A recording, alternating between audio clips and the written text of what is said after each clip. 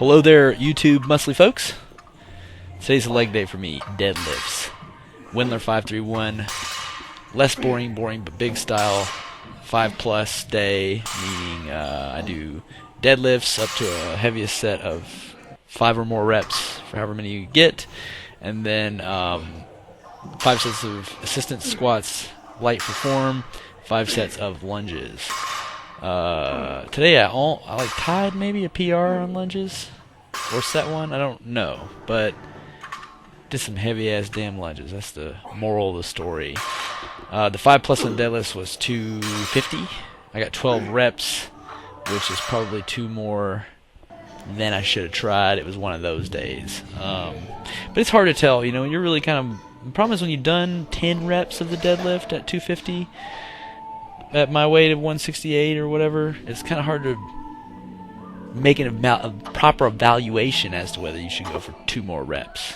You know, because your brain isn't working, you can't really see how well your core is contracting because you're not somewhere else looking at yourself from another angle. So it's hard to really know when you went too far.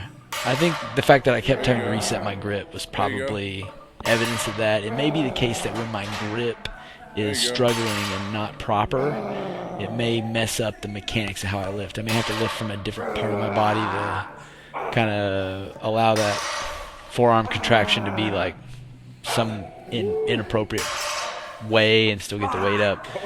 So I think like on the 2 set reps where at the end I had to readjust my grip, and those were probably reps I should have not done. I should not allow myself to readjust my grip anymore. You know, like maybe that'll be the rule when repping out, because with deadlifts, repping out is kind of a lot more dangerous than just doing a single that's a max out even. Like a single max out, it's like you got all these alarm bells going off in your body that make you drop the weight, like when something is not right. You know, it's so obvious. It's so heavy from the start. You're in fight or flight. You're just, every nerve is just on fire. You're just trying to figure out what the hell's going on. Nobody even knows how to do this. So the muscles are just inventing new things. And if something is haywire and something feels like it's about to snap, your body will just light you up with all this pain and whatnot.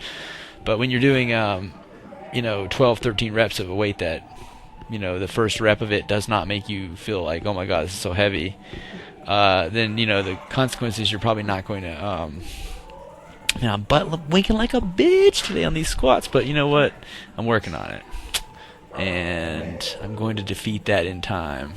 In the meanwhile, I'm not feeling any kind of injuries and stuff, so it ain't that bad. Of course, I have not been going brutally heavy on these ass to grass squats for my assistants at all, and I think that helps me get the volume in without maybe putting too much pressure on that spine as it flexes a little bit at the bottom whenever I do these wrong. Sometimes I'll get them right and it won't butt wink, and then I'll have, I don't know, I've been experimenting with all these different foot stances and widths and trying to see which one minimizes it the most, but at the same time I can't really look at myself while I'm doing it, so I don't really know necessarily always if I'm butt winking. I can kind of feel it a little bit sometimes, but not really, which is probably a good sign that it's not that dangerous or damaging the way that I'm doing it, because I'm not really feeling anything.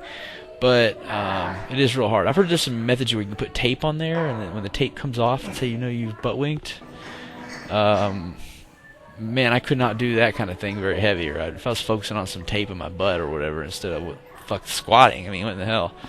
There's only so much you can do, you know, in terms of like, it's hard to sit there and do all this algebra and formulas and all this complex thought while you got this heavy ass weight in your back and you're trying to push up and down. I mean, it's enough to actually just do it without going unconscious on a certain level, you know, like,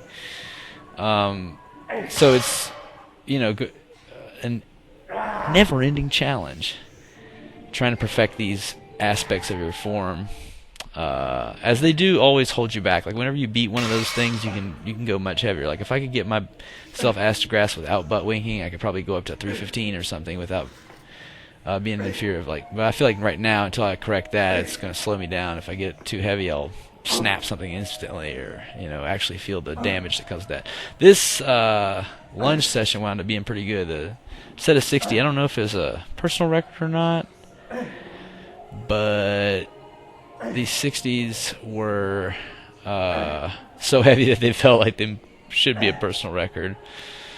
because I'm not, it's like my legs are like trembling back and forth. Like whenever you get the lunges to be really challenging, your legs will kind of buckle sideways and like rattle around trying to figure out how those connector deals are trying to figure out how to keep your legs stable under this new level of load as the muscle itself starts to fatigue.